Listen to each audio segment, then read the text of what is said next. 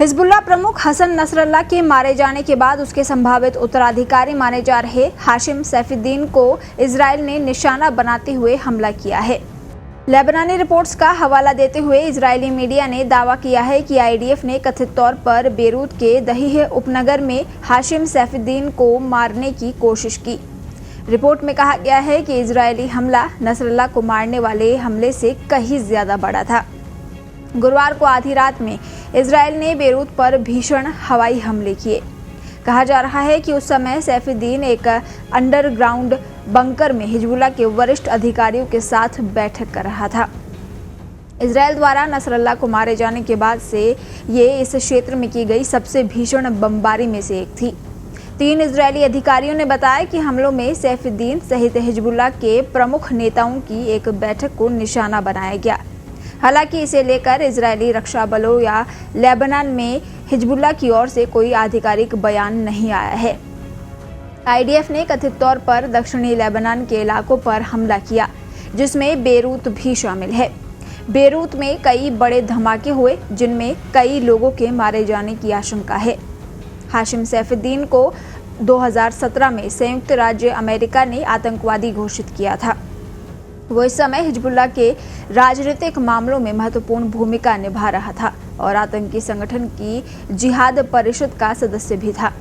सैफुद्दीन की गिनती नसरल्लाह और नईम कासिम के साथ हिजबुल्लाह के टॉप 3 नेताओं में होती थी। कहा जा रहा है कि हाशिम सैफुद्दीन इजरायली हमलों से बचता फिर रहा है। यह हिजबुल्लाह के राजनीतिक मामलों को देखता आया था, साथ ही एग्जीक्यूटिव काउंसिल का प्रमुख भी था। इसके अलावा ये जिहाद काउंसिल का चेयरमैन भी था, जो संगठन के मिलिट्री ऑपरेशंस की प्लानिंग करती है। हाशिम काली पगड़ी पहनता था।